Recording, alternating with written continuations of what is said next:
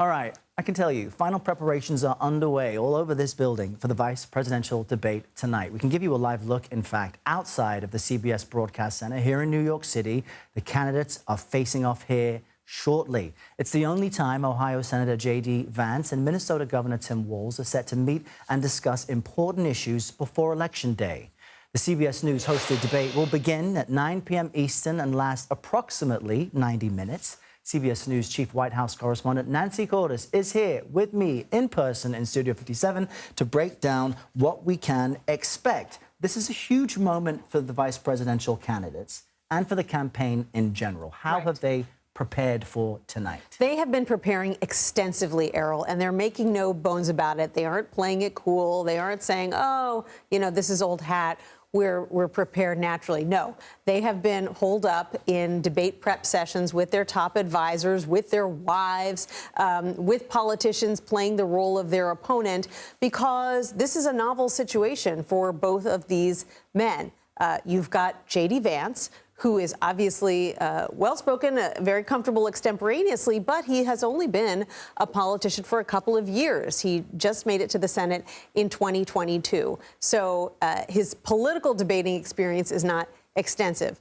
Tim Walz, obviously, he is the governor of Minnesota. He has been in Congress and in elective office for a couple of decades, but 8 weeks ago, he didn't even know that he was going to be in this situation. We didn't know at the start of the summer that Democrats were going to need a vice presidential nominee. So this is a brand new situation for him as well. And they've been doing a lot of prep behind closed doors because this is a one-time only situation for both of them. There is one vice presidential debate, so they want to get it right. And they've got a single shot, and they both have weaknesses. For Vance, it's things that appear to be awkward on the campaign trail.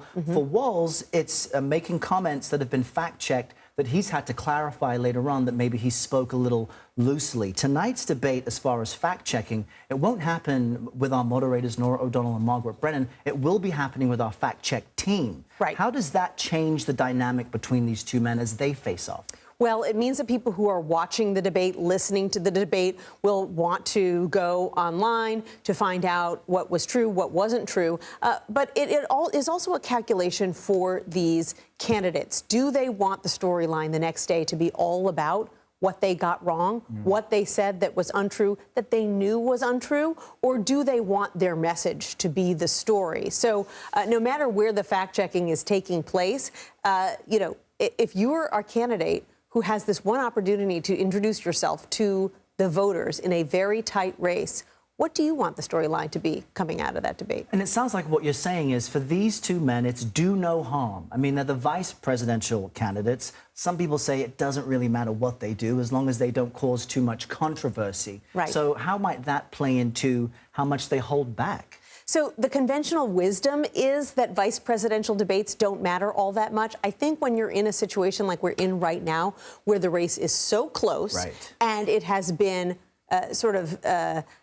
you know, thrown into upheaval just in the past couple of months, I think everything matters. You know, normally you have 3 debates between the presidential candidates. We're not going to get that this time around. There was one debate between Vice President Harris and former President Trump. Doesn't look like we're going to get another one. He's saying no. And so every big moment like this takes on added importance, especially when you look at our battleground tracker. In the 7 battleground states, these two candidates are either tied or a point or two separates them. So in that environment, every single big moment matters. And I keep telling people who are fascinated watching this election, it's a coin flip. It could go either way. And so we'll see what these gentlemen do this evening. Nancy Cordes, great to see you here. I know you'll be part of our coverage all evening.